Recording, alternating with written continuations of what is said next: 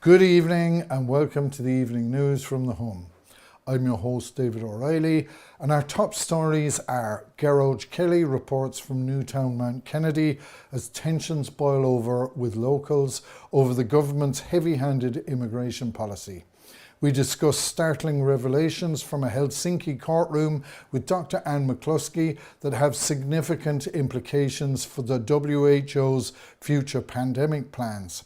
We go over to our international correspondent, Gearoid O'Colmain, on alarming concerns about durable relationships in the recent referendum and the latest developments in the Israel-Palestine conflict.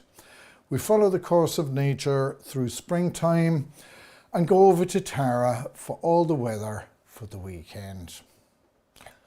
Following on from last month's referendum for the government, Gript Media has released alarming information obtained from Freedom of Information requests concerning proposed amendments to Article 41 of the Irish Constitution.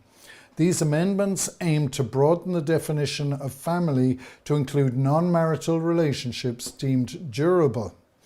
Emails obtained by Gript through Freedom of Information revealed that senior officials in the Department of Justice were deeply concerned about these changes. They warned that expanding the family definition could critically undermine the state's ability to effectively manage its immigration system. An email highlighted explicitly states that the current tightly defined group under Article 41 allows for manageable immigration control, a capability that might be lost if the definition is expanded. In March of this year, the government held referendums attempting to implement these changes. Subsequently, in June 2023, a department-wide survey was conducted to assess the potential impacts on immigration procedures. The findings were alarming. Multiple divisions predicted a significant increase in family reunification claims, which could overwhelm the system and lead to extensive legal challenges. The responses from departments such as the International Protection Office and the Visa Unit emphasised the drastic increases in administrative burdens and legal costs. They expressed concerns that the amendments could lower the thresholds for granting immigration permissions and potentially trigger an influx of claims that the current system is ill-equipped to handle. These emails, released under the Freedom of Information, fly in the face of what the government said at the time of the referendum campaign. In related news, the government is in the process of ratifying the EU Migration Pact as they abandon the migration opt-out available to Ireland under previous treaties, particularly the Lisbon Treaty. These moves will see Ireland receiving large numbers of asylum seekers and migrants or face large payments per migrant. Now we are joined by our foreign correspondent Gearoid O'Colmain to discuss these developments. Do the Gript Freedom of Information emails mean the Irish people were lied to or subject to serious misinformation during the recent family and care referendum campaign? And if so, can the government be trusted in future referendums, Gearoid? The government clearly cannot be trusted because the government has an agenda, and the agenda is very clear. The agenda is to destroy the natural family as the basic unit of society, and that's what this referendum was about, and the Irish people responded very definitively with no. The emails, the revelations from these emails are, of course, that once you deconstruct the natural family as the basic unit of society, then you have an open door to all kinds of claims being made in terms of kingship, and that would create, of course, chaos for the immigration authorities, because you will have people coming into this country as the family is no longer defined by husband and wife. The extended family could be just about anything, and that will create it. That will make create a legal chaos, and would of course make it impossible to regulate immigration at any realistic level. So this was something, of course, that was not reported in the Irish media. Nobody discussed this. This was one of the key issues, not just, of course, the attempt to destroy the natural family as the basic unit of society, but also the attempt to destroy the nation. We should understand that the nation is essentially an extension of the family. That's the very meaning of a nation. It's an extended family. So when you open up the nation then to the international arena, you no longer have a way of regulating who's in the family and who's not in the family. That's the end of any family. And this is really what this was about. And once, of course, you get rid of the family, you get rid of the human being. You get rid of human being as someone who has rights, the right to parents, the right to education, and so on. All of these issues really are being destroyed by these policies. And it is no surprise to see these emails. But now at least people can realize that they were lied to, and they will be lied to again when the next referendum comes around. And with the current levels of all migration into Ireland and the abuse of the asylum system by economic migrants or those seeking to avoid the visa paths, why do you think the government is abandoning these valuable migration opt-outs? Well, the Irish government wants to go along with the EU Migration Pact and the global migration agenda. The Irish government is completely signed up to that, and it wants to avoid any reasonable open debate. There's been no debate about this. There was an attempt to open a debate by Senator Michael McDougall in the Senate recently, and he complained about the fact that this basically was not being discussed at any level. It's just being pushed through without any discussion of its implications. This is an absolute disgrace. People should be aware of this. The media should be reporting on it. Instead, the Irish media are essentially just promoting Taoiseach Harris's opinion on this, that it's going to be great for Ireland. It's going to be an absolute catastrophe for Ireland. We're already in a very, very serious migration crisis in Ireland, which is really out of control. And this will only exacerbate the matter if this passes in 2026. Yes. And what are the potential implications for Irish democracy and sovereignty due to the current government's approach to the EU Migration Pact? Well, it just means that from now on, Brussels will decide what the quota for each country is in terms of immigration, in terms of the refugee agenda. And that will mean that the Irish people will have absolutely no say. It will be decided by unelected officials in Europe, and member states will have no say on the matter. So it's a complete and utter signing over of sovereignty to unelected EU bureaucrats. It's a catastrophe. It's a continuation of a whole series of policies, but it will benefit the mega capitalists, the finance capitalists, the people who, the stakeholders of the European Union, the lobbyists, who basically want a European continent that has no real identity other than the identity given to it by the ruling elite, and that is composed of deracinated individuals who really don't have a nation or an identity or a home, but are simply cogs in a bureaucratic, industrial, financial machine. And that is essentially the future these people are trying to build. And it is imperative that we resist it, because there will be no future for children if there is no future for the natural family, and there'll be no future for the nation if the natural family is destroyed. So the two here, we see the link between the the natural family as the basic unit of society and the nation, and that both here are being attacked. And it's unsurprising that we're seeing this issue. Of course, has never been discussed. The migration agenda and the attack on the family, both of these, first at sort of prima facie wouldn't appear to be linked, but of course they are. Thanks. And in a separate story, Gearoid, following your report on the Israel-Palestine conflict last Friday, Iran attacked Israel on Saturday. And what's the latest?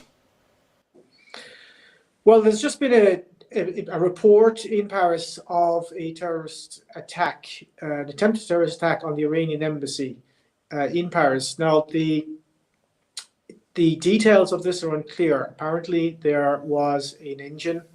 Somebody attempted to explode some kind of device near the Iranian embassy in Paris. Military police were called to the scene, and the area has been cordoned off. So that's all we know about that right now. So who this could be, we don't really know. It could be any terrorist group that is targeting Iran, such as the Mujahideen al-Khalq, which had significant support from the United States in the past and continue to cause havoc in Iran with terrorist attacks. Could also be Daesh, of course, or ISIS, which is a huge enemy of Iran. And in the Middle East, we, of course, have the story this morning of an Israeli strike on Iran in the province of Esfahan, which is an important military district in Iran. Whether or not the Israelis actually did strike targets in Iran is unclear. The Israelis are not saying anything about it. Tehran has said that basically what happened was there was an explosion. There were drones that were or military equipment exploded there or was detonated. So basically what Tehran is saying is that the military in Iran shot down unidentified objects, and that basically activated a lot of noise and explosions that the Israelis did not target Iran. So whether they did or not, we probably never know. I think that what this means is that Israel wants an escalation of the war with Iran. There's no question about that. They're provoking the recent attack on the Iranian embassy in Syria is proof of that. But this, I think, will allow the Iranian government to de-escalate the situation, because they're simply denying that the attack happened, and it means that Iran won't be obliged to retaliate after this. They can just dismiss it. In any case, if it did happen, if there was some kind of a military attack, it's minuscule. Nothing serious was hit. So this may peter out. Having said that, it depends on what Israel will do next. Meanwhile, Israel continues to target targets in Syria. It continues to bomb Syria. So, for example, there was another Israeli attack in Dara in the southern province of Syria, and ISIS continues to attack Syria as well. And we know that ISIS have links with Israel, because many of the ISIS commanders were treated in Israeli hospitals. And we know from the Israeli officials themselves, such as the former Israeli ambassador to the United States, Michael Oren, that the Israelis prefer ISIS to Iran and to Syria. So that is also another factor of major destabilization in the Middle East and the wider region. Well, thanks for that update, Gearoid.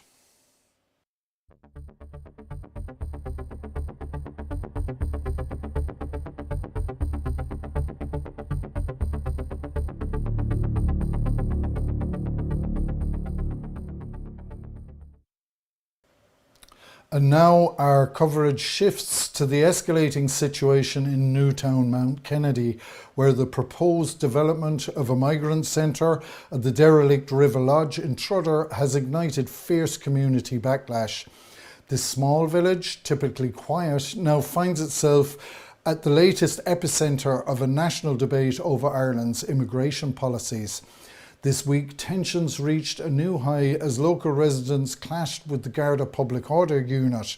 Protesters were pushed from the site, designated to house 150 migrants, in scenes that echo disturbances in towns like Roscrea and Dublin, where interactions with law enforcement have similarly intensified.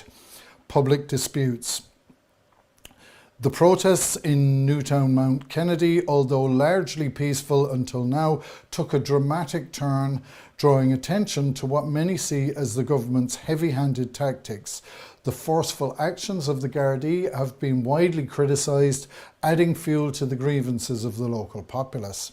Across Ireland, this unrest is part of a larger tapestry of discontent.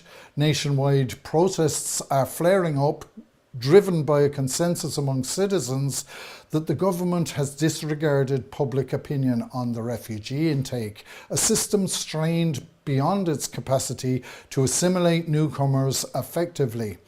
Recent polls indicate that a vast majority of Irish people believe the nation's open door policy has reached unsustainable levels, particularly exacerbated by promises of swift housing for asylum seekers. This policy has attracted thousands from countries not currently engaged in conflict, such as Georgia and Nigeria, adding pressure to local resources. As these tensions boil over, the deployment of police forces to enact unpopular policies has ignited a robust debate. The discord in Newtownmountkennedy symbolises a broader national crisis, challenging the direction of Ireland's approach to immigration. This ongoing story reflects deep divisions about national identity and the bounds of hospitality. And now we go to our correspondent Gearoid Kelly. Hello Gearoid, what is currently happening at the protest site? Hello David, I'm here outside of the River Lodge building in Trudder, just outside of Newtownmountkennedy, where locals are protesting. 150 to 160 men are to be moved into this building behind me over the next few days. Yes, and what type of people are protesting? Well, David, I've been on the protest site for a few hours, and I have only seen families, people of retirement age, and some young children. I have not seen any outsiders or any non-locals. All of the protesters here today are all locals. And why are local people so upset, Gearoid? Well, I spoke to some of the locals earlier, and some of them have safety concerns. They're afraid of having 150 to 160 men living in this accommodation behind me. Others are concerned that there is not enough facilities in the village for these men, such as GPs and dentists and other facilities. This is a story that will continue to evolve, and thanks Gearoid for that report. So Kevin, what are the concerns of the residents about this IPAS centre? Well, I think if I give you a little bit of background first, Newtownmountkennedy is a very small village which has grown very rapidly in the last few years without any further resources being added. So, for example, there is no library, we have no dentist, we have no bank, we have no secondary school, we have one small supermarket and one small grocer's shop. It's a very heavily under-resourced village already, to the extent that Anne Bourke-Nola last year said there should be no further development in Newtownmountkennedy until these community facilities are put in place. So that's where we're starting from. Then 5 weeks ago, we noticed that this building behind us, River Lodge in Newtownmountkennedy, which the community has been campaigning for since 2019 to be given to the community as a community resource, was being developed. We were told by IPAS that this was an investigative process, and quite clearly the amount of gravel that's been put down, the amount of infrastructure that's been put in already. This is not an investigative process. They are planning to dump up to 160 young men in a wet field in Wicklow in tents. Now, we find that as a community completely unacceptable. Newtown is a very, very multicultural town already. We have no problem with that. We're not racist, we're not right wingers. We're local community people who are saying this is morally wrong. The United Nations says it's morally wrong to put refugees in tents in wet fields. We're not alone in this, but unfortunately, nobody's listening to us. So we started a peaceful protest, and we've been here 5 weeks now saying this is wrong. Nobody's listening. And last week, the public order unit of the Gardaí came down here and forced workers and trucks onto site to continue the development of the site, even though all we're asking for is a stay on development until we can ascertain who actually owns the site, because on the land registry, that's still held in a trust. How have the Gardaí treated the protesters here? Well, for the last 5 weeks, we've had a very, very healthy and positive relationship with the local Gardaí, who have been very supportive in us. There was an incident a couple of weeks ago when some outsiders came in and did try to set fire to the building. The protesters called the guards. They were here very quickly and the situation was dealt with, and we thank them for that. But last Monday, as I said, the public order unit came into the camp, where we have women, we have children, we have normal people, and we're extremely aggressive and heavy-handed to force in men in balaclavas driving trucks to get equipment on here. That has caused not only local outrage, but national outrage. And we kind of feel that if they come back again, there's going to be international outrage about what's going on. This is a legitimate, peaceful process with normal citizens who have legitimate concerns about what's going on here. And we are being bulldozed by the state and now by the Gardaí, and we're not happy. How can this situation be de-escalated going forward? Well, I think the first thing is communication. We need to sit down around a table and talk about this. There's no point in the Gardaí being forced in again by the government. That will just inflame matters. We need to sit down with IPAS. We need to discuss the suitability of this site, the genuine suitability of this site. I understand there is a national emergency, but I also understand that this dumping people in fields is immoral. So let's sit down and have that discussion about Newtown at first and Ireland in general. Let's sit down with the guards. How do we de-escalate this and stop it growing into something much, much bigger? And our fear in our little village in Newtown is that this is now growing into something much bigger, and we have no control over that. Many will remember Ireland's COVID lockdown being one of the longest in the world. In a significant development in a Helsinki courtroom in Finland recently, Dr. Hanna Nohynek, a senior official with the World Health Organization and the chief physician at the Finnish Institute for Health and Welfare, has made startling revelations recently. In a little reported legal case, Finnish citizen Maika Vahokala has brought a lawsuit after being denied entry into a cafe for not possessing a COVID-19 vaccine passport. This case has highlighted serious concerns about the implementation and ethical considerations of vaccine mandates. Dr. Nohynek testified that COVID-19 mRNA vaccines were known to be ineffective at preventing virus transmission soon after their rollout in early 2021. Despite this, she stated, global health authorities, including the WHO, continue to endorse these vaccines to advance a global vaccination agenda. Furthermore, Dr. Nohynek revealed that vaccine passports were used not just as a public health measure, but also as a tool to coerce the population into compliance with the vaccination campaign. This strategy, according to her testimony, was based more on promoting an agenda than on solid scientific backing. The use of vaccine passports, which provided a false sense of security, has now been called into question, not just in Finland, but globally, as these admissions challenge the ethical foundations of such policies. Meanwhile, in Ireland this week, Dr. Anthony Fauci is being honoured for his contribution to public health by the Royal College of Physicians of Ireland. Dr. Fauci was the main US healthcare official during the COVID lockdowns, being both a proponent of the lockdowns and experimental vaccines. Joining us for comment is Dr. Anne McClosky. Hi, Dr. Anne. Good morning, David. Lovely to be here on Hum. I wish you every success with this endeavour. So, yeah, all good. David, just before I start, I want to read, it's a sad indictment of the state of our country at the moment, and indeed of the developed world. I want to just read a short disclaimer. So, I'm Mary Ann, I'm a private civilian protected by the Geneva Convention. What follows are my personal experiences, observations and opinions, and the information is for educational purposes only. And although I'm a doctor, I'm not your doctor. I'm not here to give medical advice or legal advice. And it's not my intention to harass, intimidate, offend, to defame, conspire, blackmail, coerce, or cause anxiety, alarm, or distress to any man or woman. The information presented here is done so with peaceful and honourable intentions.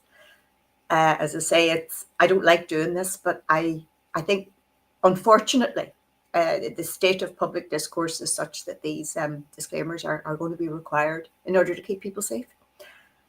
So, click away now, David. Ask me whatever you want. Viewers will understand. Yeah, you're welcome. And will you be meeting and welcoming Dr. Fauci on his trip to Ireland this week? And if you were to meet him, what would you say to him? Well, let's just say I haven't had the invitation to the official reception, whatever form that may take. I don't think I'd be allowed within an ass's roar of the good Dr. Fauci because of my diametrically opposed views against him from the earliest days of this pandemic. What I would like to ask him is how, whenever he knows exactly the low lethality of this disease, has he then gone on to promulgate? Well, first of all, in the early days, I suppose it's worth going back to say that he agreed with lockdowns, he didn't agree with lockdowns. He agreed with masks, he didn't agree with masks. The science supported social distancing, the science didn't support social distancing. He flip-flopped every day. Asymptomatic transmission was a thing. No, it wasn't a thing. I mean, all of this is in the public record. He is a man without any vestige of honour or morality.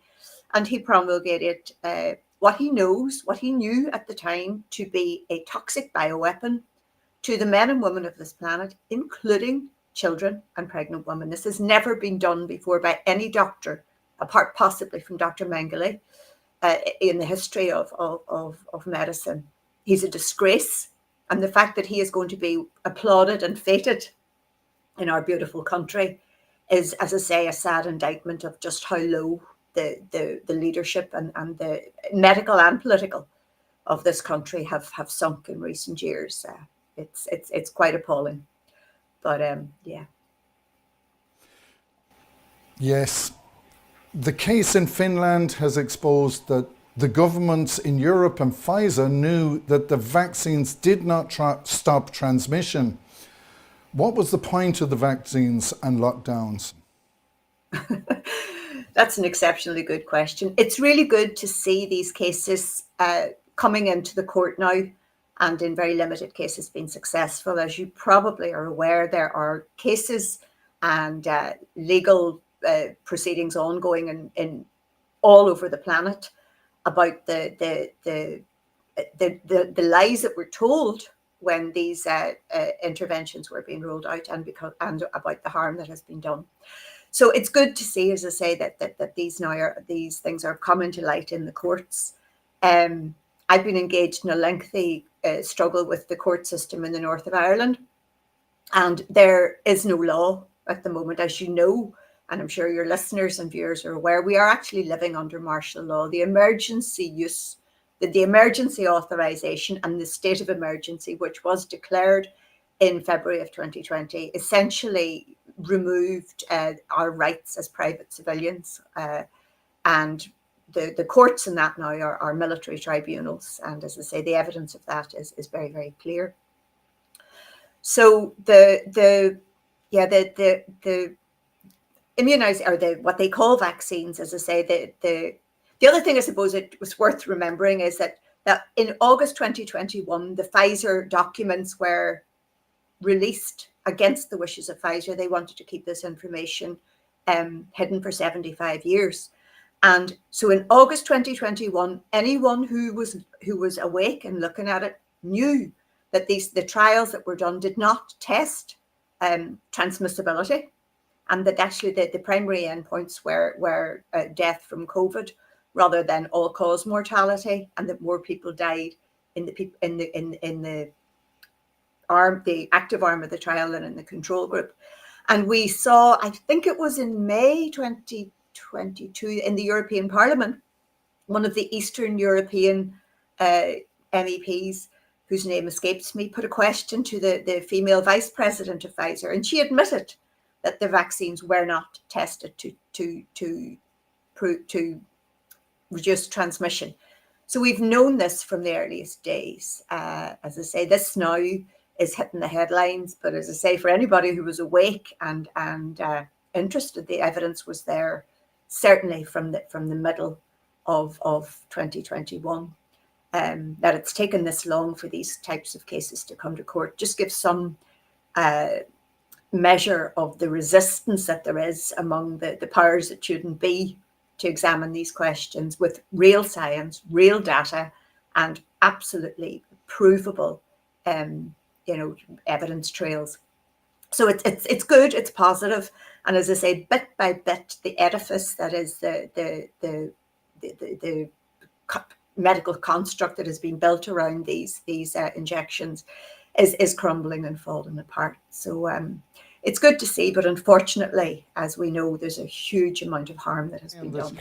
Are we in danger of it all happening again? And what are your concerns about that?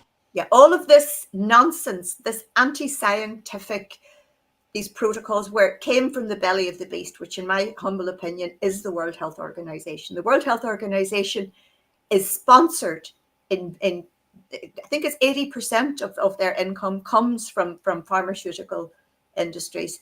And if I ruled the world, the first thing I would do is make sure that academia and these types of NGOs are free from corporate influence. But that's not the case. So that the World Health Organization's first duty is to their sponsors, and they're not impartial. And obviously, without the World Health Organization have done good work in the past, but I personally speaking think that we need, first of all, it's a massive usurpation of our national sovereignty to cede powers to these, what the Magna Carta and the Bill of Rights call foreign potentates. These are organizations which have no authority over sovereign nations and should be treated as such.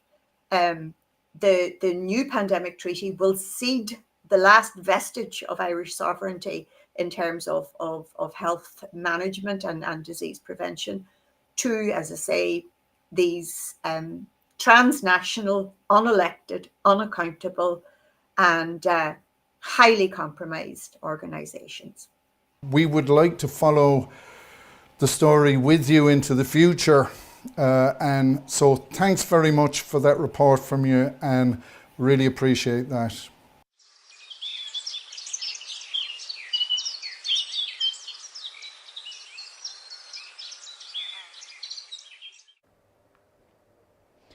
Good evening and welcome to the Weather with the Hum. I'm Tara and it's time for your weather forecast for today, tonight and tomorrow. As we move through the rest of the day, Ireland can expect largely dry conditions with just isolated patches of light rain and drizzle lingering. Late spells of sunshine will gradually spread from the north as the evening progresses, accompanied by light to moderate northwest winds. Tonight we're in for mostly clear skies and light winds or calm conditions, allowing for the development of mist and fog patches. Lowest temperatures will range from 0 to 5 degrees Celsius, with the coldest conditions expected in Ulster and the Midlands. There's even a possibility of grass frost forming in some areas. Now looking ahead to Saturday, It's set to be a dry day with widespread spells of sunshine across the country. Highs will reach between 13 to 17 degrees Celsius generally, with light variable breezes. However, coastal areas may experience slightly cooler temperatures due to the development of sea breezes. Saturday night will bring continued dry and clear conditions with light winds. Expect lowest temperatures of 2 to 5 degrees Celsius, providing a rather pleasant evening across the nation. Now, let's have a look at how spring is developing across the country. As the warmer weather draws us to the outdoors, you'll probably want to take a dip into the water. Water keeps its temperature longer than air, so remember, it will be colder than expected. Bees are great pollinators, so if you can, leave some of the garden wild with weeds and wildflowers. You'll be thanked with lots of honey and great blossoms in the summer.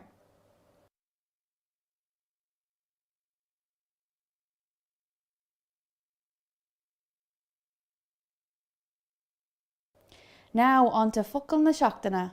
This week it's Bluebell, which is Boo Muck in Irish. Our bluebells are truly in full bloom now.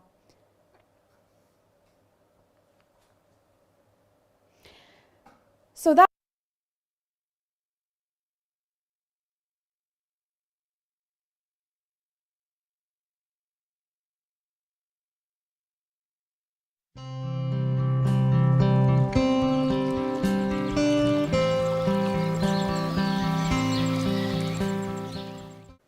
So 3, 2, 1.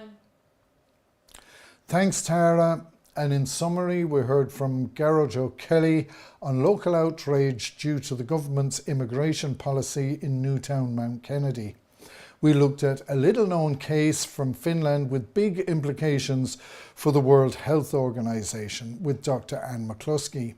A report from Gearoid O'Colmain on the lack of transparency around durable relationships in our recent referendum, and an update on the Middle Eastern conflict. We followed the course of nature through the springtime and heard all the weather for the weekend with Tara. I'm your host, David O'Reilly, wishing you a great weekend, and we'll see you all again next week with The Hum. Iawahagef.